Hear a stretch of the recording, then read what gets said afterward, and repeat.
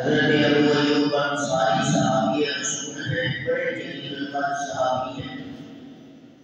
یہ مدینہ المنورہ کے اندر رہتے تھے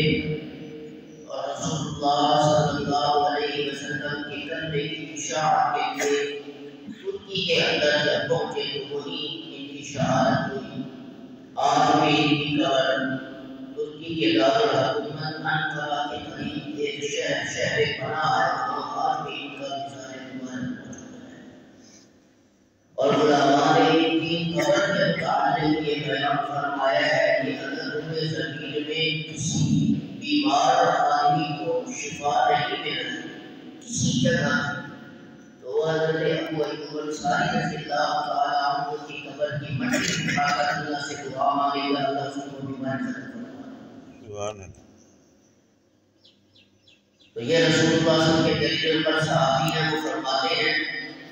کہ رسول اللہ صلی اللہ علیہ وسلم نے ارشاد فرمایا کہ رمضان المبارک جیسے مقدس اور بابرکت مہینے کے روزے رکھنے کے بعد میرے اس مدینے کی شوال میں 6 روزے رکھے، گویا کہ اس نے ساری زندگی کے روزے رکھے۔ اور ایک روایت میں آتا ہے کہ اس نے 1 سال کے روزے رکھے، اور ایک روایت میں آتا ہے کہ اللہ رب العزت اس کے روزے رکھنے کی وجہ سے اس کے گناہ کو معاف کر دیتے ہیں۔ تو وہ روزے 6 جو شوال کے رمضان کے روزے کے بعد رکھتا ہے تو وہ گناہوں سے ایسا پاکیزہ بن جاتا ہے جیسا کہ چھوٹا بچہ کی ماں کے پیٹ سے نکلتا ہے۔ تو ہمیں چاہیے کہ ہمیں اس مقدس مہینے کا ادب اور احترام بھی کرنا چاہیے، اور شوال کے دنوں میں 6 روزے رکھے ہوں گے مسلسل، تو انہوں نے یہ فضیلت اور مقام بھی عند اللہ حاصل کیا، جو مقام اور مرتبہ اور فضیلت اور اہمیت جناب رسول اللہ صلی اللہ علیہ وسلم نے ارشاد فرمایا۔ تو اس مقدس مہینے میں علماء کا اس بات پر بھی اتفاق ہے، اور بعض علماء نے یہ بات لکھی ہے کہ اس مقدس مہینے کے اندر جناب رسول اللہ صلی اللہ علیہ وسلم کی زوجہ حضرت عائشہ صدیقہ رضی اللہ تعالی عنہ اپنے اہم امور جو ہے ان کاموں کی ابتدا اگر کسی مقدس مہینے میں کرتی تھی تو شوال المکرم سے ابتدا کرتی تھی۔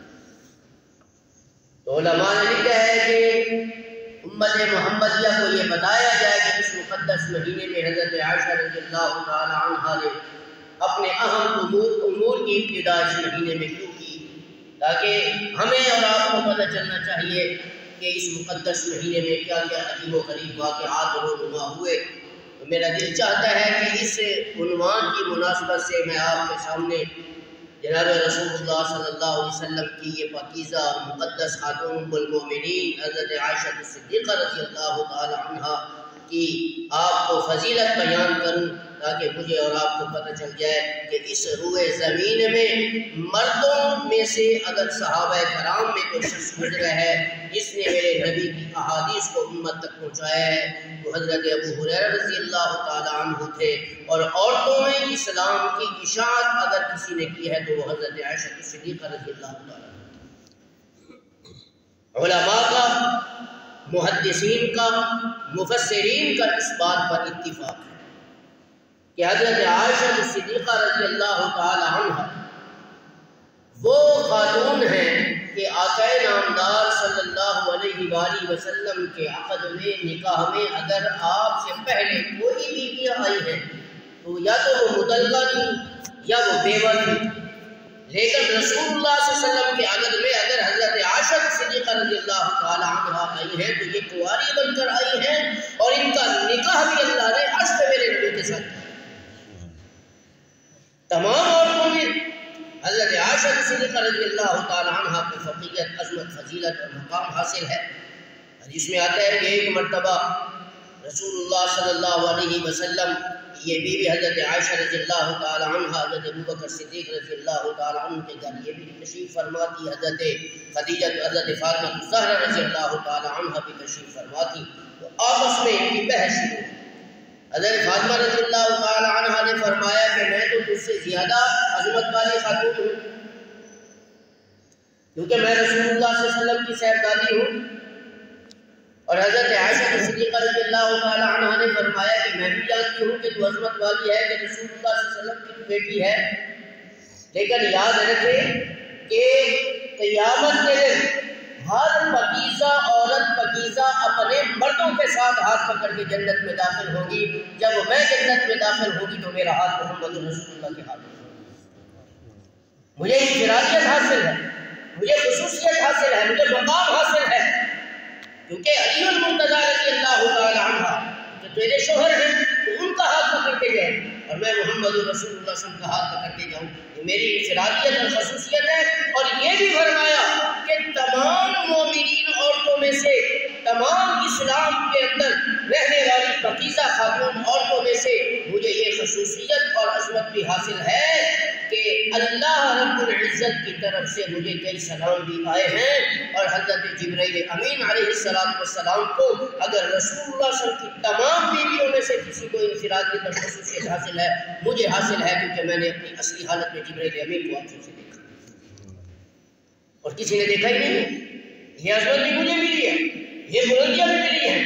اور علماء نے یہ بھی لکھا ہے کہ صحابہ کرام رضوان اللہ تعالیٰ علیہم اجمعین کو اگر کوئی بھی مسئلہ درپیش ہوتا، کسی بات کو سمجھ نہ ہوتا، تو حضرت عائشہ رضی اللہ تعالیٰ عنہ کے پاس آتی تھی۔ دیکھو اللہ نے کتنا علم ان کو عطا فرمایا تھا کہ صحابہ کرام ان کے پاس جو ہے وہ پوچھنے کے لیے، بس مسائل پوچھنے کے لیے آتے تھے، صحابہ ان کے شاگرد۔ مردوں میں حضرت ابو ہریرہ کو اللہ نے عظمت عطا فرمائی، عورتوں میں حضرت عائشہ صدیقہ رضی اللہ تعالیٰ عنہ کو عظمت عطا فرمائی۔ 2210 احادیث، 2210 احادیث وہ ہیں جو حضرت عائشہ صدیقہ رضی اللہ تعالیٰ عنہ سے مروی ہیں، اور ان 2210 روایتوں میں سے 279 احادیث تو وہ ہیں کہ جن پر تمام مفسرین اور محدثین کا اتفاق ہے۔ اتنی عظمت حضرت عائشہ رضی اللہ تعالیٰ عنہ کی، ام المومنین حضرت عائشہ، جناب رسول اللہ صلی اللہ علیہ وسلم کی زوجہ حضرت عائشہ، ہم سب ایمان والوں کی ماں حضرت عائشہ، اسلام سے محبت کرنے والوں کی ماں حضرت عائشہ، قرآن پڑھنے والوں کی ماں حضرت عائشہ، قرآن سے محبت کرنے والوں کی ماں حضرت عائشہ، یہ وہ خاتون جنت ہیں کہ فرمایا کہ قیامت کے دن اگر دنیا کے اندر کسی عورت نے میری زندگی سے سبق حاصل کر کے اگر اس نے اپنی زندگی کو اچھا بنایا، عمدہ بنایا، نبی پاک صلی اللہ علیہ وسلم کی سنت اور سیرت پہ عمل کیا، تو قیامت کے دن وہ شخص، وہ عورت جو ہے وہ بھی جنت میں داخل ہوگی، اور اس نے میرے نبی کی سنت پہ عمل کیا ہوگا، وہ میرے نبی کا ہاتھ پکڑ کے جنت میں جائے گا۔ یہ عظمت، یہ رفعت، یہ بلندیاں، یہ مقام صحابہ کرام رضی اللہ تعالیٰ عنہ اجمعین کو بھی اللہ نے عطا فرمائی، اور عورتوں میں حضرت خدیجہ رضی اللہ تعالیٰ عنہ، حضرت فاطمہ الزہرا رضی اللہ تعالیٰ عنہ، اور حضرت عائشہ صدیقہ رضی اللہ تعالیٰ عنہ، یہ تینوں عورتیں اس وقت روئے زمین میں تمام مومنین عورتوں میں سب سے زیادہ افضلیت اور مقام رکھنے والی، لیکن عورتوں میں سب سے پہلے اسلام لانے والی اگر کوئی خاتون ہے تو وہ حضرت خدیجہ کبریٰ رضی اللہ تعالیٰ عنہ ہے، کیونکہ ساری کی ساری رسول اللہ صلی اللہ علیہ وسلم کی اولاد ہے ہی حضرت خدیجہ کبریٰ رضی اللہ تعالیٰ عنہ سے، باقی کسی بیوی سے اولاد نہیں ہوئی، ہاں سوائے ان میں جو ہے وہ ماریہ قبطیہ سے، ان کے بدن سے حضرت ابراہیم علیہ السلام پیدا ہوئے، لیکن وہ بھی چند روز گزرنے کے بعد ان کا بھی انتقال ہوا تھا۔ لیکن تمام علماء نے یہ بھی لکھا ہے کہ تمام رسول اللہ صلی اللہ علیہ وسلم کی جو بیویاں تھیں وہ پیدائشی طور پر شروع سے ایمان نہیں لائی تھی، بعد میں ایمان لے آئی تھی، لیکن حضرت عائشہ رضی اللہ تعالیٰ عنہ وہ رسول اللہ صلی اللہ علیہ وسلم کی زوجہ محترمہ ہے کہ جو پیدائشی طور پر بھی اس خاندان سے، اس گھرانے سے انہوں نے آنکھ کھولی ہے جس کا سارا خاندان محمد کے قدموں پہ قدم۔ کیا عظمت نہیں ہے ہم کو، کیا رفعت اور بلندیاں کہ باپ پر بھی اللہ کی طرف سے سلام آ رہے ہیں، جبرائیل لے کے آ رہا ہے، مقام اور عظمت کے عطا فرمائی بھائی لا يقبل باسمي وباسم أبيه وأمه لا يأتي باب من أبواب الجنة إلا قال مرحبا مرحبا يا تشريف المبارك۔ اللہ نے صحابہ کرام کا مجمع رسول اللہ صلی اللہ علیہ وسلم مدینہ کے اندر مسجد نبی میں بیٹھے، فاروق اعظم بیٹھے ہیں، ابو بکر صدیق سامنے خود فضیلت سن رہے ہیں، حضرت سلمان فارسی بڑے جلیل القدر صحابہ بیٹھے ہیں، رسول اللہ صلی اللہ علیہ وسلم کے سامنے ایک جلیل القدر صحابی ہے، فرمایا رسول اللہ یہ کس کی شان بیان کر رہے ہیں، نام بولو، اور میں آپ کو بتا نہیں فرمایا کہ جنت کے 8 دروازوں کے پاس ایک شخص کو میں جانتا ہوں، اس کے باپ کو جانتا ہوں، اس کی والدہ کو جانتا ہوں، اس کے سارے خاندان کو جانتا ہوں، جب یہ جنت کے 8 دروازوں کے پاس گزرے گا، ہر دروازہ اسے خود بھیجے گا اپنی طرف سے کہ اے اللہ کے نیک بندے اپنا مبارک قدم اس دروازے پر بھی لگا دو تاکہ ہمیں بھی اعزاز اور فضیلت اور مقام مل جائے کہ ابو بکر صدیق کا قدم اس دروازے پہ لگ چکا ہے۔ آپ کو کوئی بات سمجھ میں آ رہی ہے تو ذرا سبحان اللہ تو کہہ دو۔ ابو بکر صدیق رضی اللہ عنہ کی فضیلت، مقام، حضرت سلمان فارسی کا طرح بیٹھے تھے، گھوم کر سامنے کھڑے ہوئے، فرمایا ان ھذا المرتفع شانہ یا رسول اللہ، اتنی بڑی شان، اتنی بڑی فضیلت، مقام یا رسول اللہ، جس کے بعد ابو کے حضرت بھی بیٹھے، حضرت عثمان بیٹھے، حضرت علی مرتضیٰ، سلمان فارسی، ابو ذر غفاری، بڑے صحابہ، اس کی ہے فرمایا ہوا ابو بکر ابن ابی قحافہ، ابو بکر کا بیٹا ابو قحافہ یعنی ابو بکر صدیق رضی اللہ تعالی عنہ، یہ وہ شخص ہے کہ جب جنت کے دروازوں کے پاس گزرے گے ہر دروازہ پکارے گا صدیق آپ یہاں سے گزر کر جنت میں داخل ہو جائیں، اور جب تک صدیق اکبر جنت کے دروازوں سے نہیں گزرے گا دروازوں کا حسن و جمال بھی نہیں کر سکتا۔ مقام ان صحابہ کو ملا ہے، مجھے کیوں نہیں؟ آج اسلام کا نام تو ہم لے رہے ہیں، کلمہ تو ہم نے پڑھ لیا ہے، لیکن صحابہ جیسی زندگی نہیں۔ کوئی مسلمان کسی مسلمان کے پاس گزر ہے اسے سلام نہیں کرتا، اسے کلمہ پڑھا ہوا ہے، کسی مجلس میں بیٹھتا ہے کتنے جھوٹ بولتا ہے، اس نے کلمہ پڑھا ہوا ہے۔ صحابہ کرام کسی مجلس میں بیٹھ کر جھوٹ بولا کرتے تھے، صحابہ کرام آتے جاتے کسی کو سلام نہیں کرتے تھے، جو نفرت کی نگاہوں سے دیکھا کرتے تھے، نہیں، یہ زندگی نہیں ہے۔ اسلام کے اندر جو شخص داخل ہو گیا وہ شریعت کا مکمل طور پر پابند ہے کہ وہ رسول اللہ صلی اللہ علیہ وآلہ وسلم کی مکمل سیرت و سنت پہ عمل کرنے والا بن جائے، جھوٹ سے بچے، زنا سے بچے، شرک سے بچے، منافقت سے بچے، ہر قسم کے لایعنی کاموں سے بچے گا، اسے دنیا خود کہے گی کہ اس کا چلنا اپنا نہیں ہے، اس کا بیٹھنا اپنا نہیں ہے، اس کی گفتگو اپنی نہیں ہے، اس کا کھانا اپنا نہیں ہے، اس کا پینا اپنا نہیں ہے، اس کی زندگی کا ہر عمل اپنا نہیں، بلکہ اس طرح گزار رہا ہے کہ جس طرح میرے نبی نے دنیا میں زندگی گزاری۔ خود بخود لوگوں کی زبان سے نکلے گا کہ یہ محمد ہے، یہ میرے نبی کا امتی جان ہے۔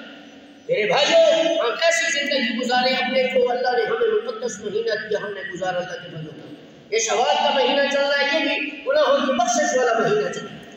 اللہ تعالیٰ کی طرف سے یہ عنایت ہے اپنے بندوں پر، میرے بندوں کہ میری بارگاہ میں آؤ، میرے سامنے سجدہ ریز ہو جاؤ، میں تمہارے گناہوں کو معاف کر دوں گا۔ سلطہ ابن لاشب رحمۃ اللہ علیہ کہاں جناب ترکمانستان کی ریاست میں رہنے والے بیچارے معذور، دونوں پاؤں سے معذور ہیں، ہاتھ نہیں ہے، کھسٹ کھسٹ کے جناب بیت اللہ کی طرف آ رہے ہو، کہاں اس کی ریاست سے کوئی گاڑی نہیں، کوئی ٹرین نہیں، کوئی جہاز نہیں ہے، پتھریلی زمین کو کئی ریاستوں کو کراس کرتے ہوئے بیت اللہ کی طرف آ رہے ہیں۔ کسی نے کہا کہ وہ بھائی تم کسی جگہ پر بیٹھ کر آ جاتے، کسی کا سہارا لے کر آ جاتے، اکیلے اتنا لمبا سفر، پاؤں نہیں ہے، ہاتھ نہیں ہے، معذوری کی حالت میں وہاں جا کر نہیں جا رہے ہو۔ فرمایا میں اتنا لمبا سفر اپنے رب کے گھر میں جا کر اس لیے کر رہا ہوں تاکہ میرا رب میری اس ادا کو پسند کرے اور میری بخشش کا فیصلہ فرما کے جنت میں داخلے کا اعلان کرے۔ آج گھر کے سامنے مسجدیں بنی ہوئی ہیں، مسجدیں خوبصورت بن رہی ہیں، نمازی نماز پڑھنے والے نظر نہیں آتے، اذان آ رہی ہوتی ہے اور یہ بھی آپ دیکھ رہا ہوتا ہے، اذان آ رہی ہوتی ہے یہ وہاں جھوٹ بول رہے ہوتے ہیں، عید کے دن بھی عید کی نماز نہیں پڑھتے۔ میں نے کتنے جو ہے وہ یہ منظر دیکھے ہیں اپنے آنکھوں سے، عید والے دن جو ہے وہ کسائی اپنے پھٹے کھول کے بیٹھے ہوئے عید کی نماز بھی نصیب نہیں کرتے۔ دنیا کے پیچھے لگا ہوا ہے یہ انسان، دولت کے پیچھے لگا ہوا ہے، پھر اس کے باوجود کہتے ہیں کہ یہ مصیبت گھر میں کیوں آ رہی ہے، کیوں پریشانی آ رہی ہے۔ میرے بھائیوں ہم نے اپنے رب کو ناراض کیا ہوا ہے، ہم نے اپنے نبی کی سنت اور سیرت کو چھوڑ دیا ہے، بس جب جمعے کا دن آیا تو گھر سے نکل کر آ گئے، ہم نے اللہ پہ بڑا احسان کر دیا ہے۔ یہ زندگی صحابہ نے گزاری ہے نہ اللہ کو یہ پسند ہے، نہ میرے نبی نے اس زندگی گزارنے کا سبق امت کو دیا ہے۔ فرمایا کہ جو میرے طریقے پر میری سنت پر چل کر زندگی گزارے گا میں محمد اس کے لیے قیامت کے دن سفارش کروں۔ داڑھی اڑا رہا ہے، یہ معصوم کا اپنے آپ کو بڑا عاشق کہتا ہے، سود کا پیسہ لے کر کھا رہا ہے، اس کے بعد اپنے آپ کو کہہ رہے ہیں میں محمد رسول اللہ کا بڑا غلام ہوں، حرام کھا رہا ہے، کہہ رہے ہیں میری دعا اللہ قبول کر لے۔ میرے بھائیوں رسول اللہ صلی اللہ علیہ وسلم نے خود فرمایا ہے کہ جو میرا امتی حرام کھاتا ہے، حرام کھلاتا ہے، جس کو دوستوں کو، رشتہ داروں کو، اولادوں کو کھلاتا ہے آگے، کبھی اللہ اس حرام کھانے والے کی دعائیں قبول نہیں کرتا. وہ بیچارے بڑے واقعات ہیں. رسول اللہ کے بعد بیچارے ایک بندہ آ گیا روتا ہوا, یا رسول اللہ میرے گھر میں اتنی پریشانی ہے, فقط میں ہی نہیں میرا سارا خاندان مصیبت میں مبتلا ہے, میں اللہ سے دعا مانگ رہا ہوں, دعا ہی نہیں قبول. صحابہ کرام بڑے پریشان, تو اس نے کون سا ایسا گناہ کر لیا ہے کہ اللہ تعالیٰ اس کے اللہ تعالیٰ تو خود فرماتا ہے کہ میرے بندے مجھ سے مانگو میں تمہاری دعا کو قبول کروں گا, میں میری رحمت سے تم پر برسے گی, میری بخشش کے طلبگار بن جاؤ. کون سا ایسا تم نے گناہ کر لیا ہے کہ تم بھاگ کر محمد رسول اللہ کے قدموں پہ آ کر یہ بات کہنے پہ مجبور ہو گیا. آقا نے فرمایا ارفع راسک, ایسا سننا سر اٹھا, کیا کون سا گناہ کیا ہے؟ رسول اللہ مجھے تو پتہ نہیں. آقا نے فرمایا کوئی تو دنیا میں تم نے گناہ کیا ہوگا, کچھ تو بتاؤ, اتنی تیری عمر ہو گئی. فرمایا یا رسول اللہ یا میرے گناہوں اللہ کو پتہ ہے یا اللہ کے رسول کا پتہ. فرمایا تمہیں تو پتہ ہونا چاہیے کہ تم نے کون سا گناہ کیا. اس نے سر اپنا جھکا. پھر رسول اللہ نے فرمایا کہ تم نے کوئی حرام تو نہیں کھایا. تھوڑی دیر سوچنے کے بعد اس نے اپنا سر اٹھایا. یا رسول اللہ ہاں مجھے یاد پڑتا ہے کہ میں نے ایک لمحے کے لیے ایک لقمہ حرام کا کھایا تھا. اچھا, آقا نے فرمایا ایک لمحے کے لیے ایک لقمہ حرام کا کھایا تھا, اسی وقت سے آج تک اللہ تیری دعا قبول نہیں کر رہا. اس کے بعد سارے صحابہ کو آقا نامدار صلی اللہ علیہ وسلم مخاطب کرتے فرمایا کہ اے میرے صحابہ اجتنبوا من اکل الحرام ان تستجب دعوتک, جس میرے امتی نے دنیا میں حرام کھانا اور کمانا چھوڑ دیا, ایسا حلال کھانے والا میرے امتی جس وقت بھی اللہ کے سامنے ہاتھ اٹھا کے دعا کرے گا اللہ اس کی دعا قبول کرے گا. ہمیں چاہیے کہ اگر ہم اپنی دعائیں اللہ کے سامنے قبول کرنے والے بن جائیں تو حرام کھانا چھوڑ, حرام کمانا چھوڑ, سود کا پیسہ جوئے کا پیسہ سمجھ آ رہی ہے یہ لینا چھوڑ. پھر دیکھنا جس گھر میں حلال کی کمائی رہے گی, جو بندہ خود حلال کھائے گا اپنی نسلوں کو حلال کھلائے گا, اللہ اس کی برکت سے ومن حیث لا یشعرون, وہاں سے اللہ اس کو رزق دے گے جہاں سے اس کو پتہ ہی نہیں ہوگا, گمان تک نہیں. ہمارا توقع ہی نہیں ہے, ہمارا بھروسہ ہی نہیں رہا کہ اللہ پر پورا دن نمازیں چھوڑ کر دکانوں میں بیٹھے رہتے ہیں, اس طرح دولت اکٹھی کر رہے ہوتے ہیں جیسے کہ زندگی کا مقصد ہی ہمارا یہی اور کچھ نہیں. اذان آ رہی ہے, وہ مسجد کے سامنے گھر پڑا اس کا ہے, دکان بھی سامنے ہے, وہ نماز پڑھنے کے لیے بازار میں قوم شعیب کی طرح جھوٹ بول کر سودا بیچ رہا ہے, بندیاں کیا کر رہا ہے, لوگوں کے سامنے دھوکہ دے رہا ہے, فراڈ کر رہا ہے ان کے سامنے, اس کے باوجود وہ کہہ رہا ہے میری دکان میں اللہ برکت ڈالے. نماز فجر کی پڑھتا نہیں ہے, 12 بجے آ کر گھر سے نکل کر دکان کھولتا ہے کہ اللہ برکت نہ دے. میرے بھائیوں ان مسجدوں کو آباد کرنا ہمارا کام ہے. نماز کے لیے ہمارے پاس وقت نہیں ہے. اذان آتی ہے کہ 10-15 منٹ اللہ کے گھر میں ہم نہیں دے سکتے. پھر مصیبتیں آتی ہیں تو روتے ہیں, پریشانی آتی ہے تو روتے ہیں, دعائیں ویسے ہی قبول نہیں ہو رہی, کیا کریں گے, کہاں جائیں گے. آؤ اللہ کے گھر میں, اللہ تو کہہ رہے ہیں کہ میرے بندے میرے گھر میں آؤ, 2 رکعت نفل نماز پڑھ کے توبہ تو کرو,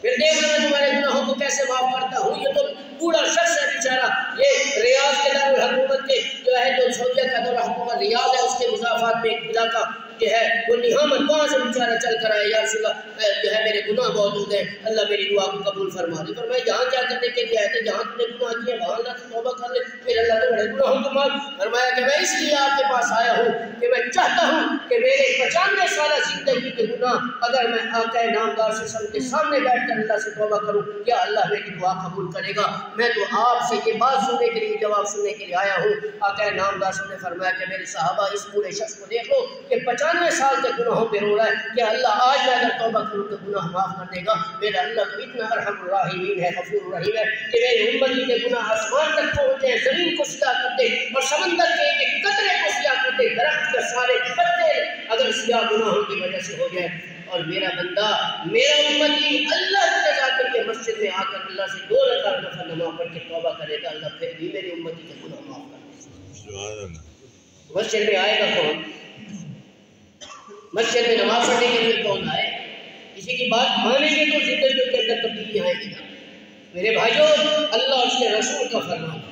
جو میرا بن جاتا ہے میں اس کا بن جاتا ہوں, جو میرے نبی کا بن جاتا ہے میں مرنے کے بعد بھی پوری کائنات اس کے جنازے میں بھیج کر ہزاروں لوگوں کا انتخاب کر کے میں آنے والے نسلوں کو بتا دیتا ہوں کہ جو میرا بن جاتا ہے میں مرنے کے بعد بھی عوام الناس اس کے جنازے میں بھیج کر یہ بتا دیتا ہوں کہ یہ میرا بندہ ہے, میں اس سے راضی ہوں. آج اگر دنیا سے جا رہا ہے گناہوں سے لکھڑا ہوا, اس کے جنازے کو دیکھو تو صحیح کہ اس کے جنازے میں اپنے ہی شریک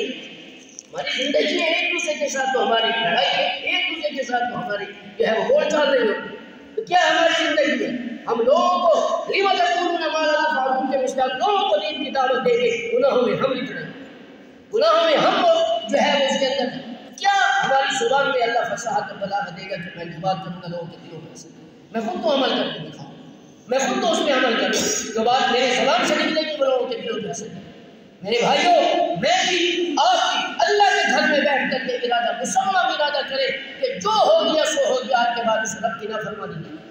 اس نبی اکرم کی سیرت پہ عمل کر کے دکھائیں گے۔ عمل تو کریں، ایک دن میں ہی، 2 دن میں ہی، 3 دن، ایک ہفتے کے اندر تمہیں پتہ چل جائے گا کہ اللہ کی رحمت ہمارے اوپر کیا ہے، چہرے پہ بھی مراد روک دبدبا اللہ تعالیٰ ہمیں عطا فرمائے گا۔ جب ہم اللہ کے بن جائیں گے تو پھر ساری مخلوق اللہ ہمارے تابع ہے۔ اتنے بڑے بڑے لوگ دنیا کے اندر کچھ امام اعظم ابو حنیفہ کے حلال کر دیتے، جیل سے جنازہ نکلا ہے، دنیا ان کو جانتی ہے، کائنات کا ہر بچہ اس شخصیت سے واقف ہے کہ 1 لاکھ آدمی کو فقط اس دور میں ان کے جنازے میں فقہا شریک ہوئے تھے، عام لوگوں کی تعداد تو اور ہے نا، 1 لاکھ فقہا ان کے جنازے میں شریک ہوئے۔ علماء نے لکھا ہے کہ اس دور کا ایک مفتی اس دنیا کے سارے عالم مفتی اور سردار مل جائیں اس زمانے کے ایک مفتی کا علم کا مقابلہ بھی نہیں کر سکتے، تو 1 لاکھ ان کے جنازے میں شریک۔ یہ مقام نہیں ہے، یہ مرتبہ نہیں ہے، یہ عظمت نہیں ہے، یہ رفعت نہیں ہے، یہ بلندیاں ایسے نہیں ہے کہ وہ مسجدوں کو چھوڑ کر دکانوں میں بیٹھا کرتے تھے، وہ جھوٹ بولا کرتے تھے، وہ غیبت کرتے تھے، وہ بغض رکھتے تھے، وہ عناد رکھتے تھے، لوگوں کو حقائق کی نگاہ سے دیکھا کرتے تھے۔ نہیں، جو میرے نبی نے فرمایا اس پہ عمل کرتے، جو میرے نبی کے صحابہ نے امت کو ایک ممبر پر بیٹھ کر دین کی دعوت دی، انہوں نے عمل کر کے دکھایا۔ دنیا کے بادشاہ، دنیا کے بڑے بڑے وزیر، دنیا کے بڑے بڑے تاجر، ان کے سامنے مجلسوں میں بیٹھ کر کوفہ کی مسجد کے حالات پڑھ کر دیکھو۔ عراق کے اندر جب امام اعظم ابو حنیفہ درس حدیث میں پڑھانے کے لیے بیٹھا کرتے تھے، 1 لاکھ آدمی کا مجمع بر وقت اسی وقت بیٹھا کرتا تھا، عام لوگ تو بعد میں آ کے شریک ہوتے تھے۔ یہ اللہ نے مقام نہیں دیا، یہ عظمت نہیں دی، یہ رفعت نہیں دی، بلندی نہیں دی۔ علامہ ابو شیخ رحمہ اللہ علیہ کے بارے میں آتا ہے کہ ایک جگہ مصلی بچھا کر بیچارے دریائے دجلہ کے کنارے بیٹھے عبادت کر رہے تھے، 40 سال تک نہ کھایا نہ پیا، گھاس کھا کر 40 سال گزارے، 40 سال گھاس کھا کر مصلی پہ بیٹھ کر دریائے دجلہ کے کنارے عبادت کی۔ ایک شخص بادشاہ اس دور کا آیا، ہزاروں شرفیے پھیلوں میں یوں ہلاتا ہوا ان کے پاس آ گیا کہ اللہ کے بندے کیسا یہاں زندہ ہے، تو گھاس کھا رہا ہے، نہ کچھ کھاتا ہے نہ پیتا ہے، یہ لو میرے پاس دولت ہے، اپنے پاس لو، بچوں کو گراؤ۔ فرمایا کہ جہاں سے تو دولت لے کر آیا ہے وہیں لے کر چلا جا، مجھے تیری دولت کی ضرورت نہیں، اس سے زیادہ اللہ نے مجھے عطا کیا۔ ہمیں وہ کیسے؟ جس مسلح پر بیٹھے ہوئے تھے اٹھے، اس مسلح کے نیچے اللہ نے اس بادشاہ کی آنکھوں کو دکھا دیا اس کے سامنے کہ اس عظیم بزرگ شخص جو عبادت کرتا رہا 40 سال گھاس گزار کر، اللہ نے دیناروں کی نہر ان کے گلوں کے نیچے جاری کر دی۔ یہ مقام اللہ نے اپنے بندوں کو دی۔ میں کما رہا ہوں، دنیا کے پیچھے بھاگ رہا ہوں، دنیا پھر بھی نہیں آ رہی، اللہ بھی ہم سے جا رہا ہے، رسول اللہ صلی اللہ علیہ وسلم کی سیرت سے بھی ہم دور ہو رہے ہیں، سنت بھی نہیں مل رہے، نہ ادھر کے رہے نہ ادھر کے رہے، نہ خدا ہی بنا لو مثال۔ او بھائی اللہ کی مان کر چلو، ساری دنیا یہ دعویٰ کرا دیا ہے کہ اللہ کو مانو، اللہ کی مانو، نبی کو مانو اور نبی کی سیرت پہ عمل کر کے دکھاؤ۔ میں کلمہ تو پڑھ لیا ہے لیکن میں اس پہ عمل نہیں کرتا۔ مسلمان ہوں تو نام کا مسلمان ہوں، صحابہ جیسے زندگی گزاریں گے تو پھر پتہ چلے گا، نبی اعظم کی سیرت پہ عمل کریں گے تو پھر پتہ چلے گا، ایسا عمل کر کے دکھائیں تو پھر قدم قدم پہ اللہ کی برکتوں بھی دیکھیں گے، رحمتیں بھی دیکھیں گے، پھر اللہ مرنے کے بعد ہماری قبر کو سورج سے بھی زیادہ روشن کر کے دکھائیں گے، اور بخشش کا اعلان خود اللہ فرما دیں گے کہ یہ جو میرا بندہ میرے پاس آ چکا ہے، میں آج کس سے راضی ہوں، یہ بندہ مجھ سے راضی ہو چکا ہے۔ میری دعا ہے اللہ رب العزت ہم سب کو ان اصلاحی باتوں کو سن کر سمجھ کر مجھے بھی اور آپ کو اس باتوں پر عمل کرنے کی توفیق عطا فرمائے۔ وآخر دعوانا الحمدللہ رب العالمین۔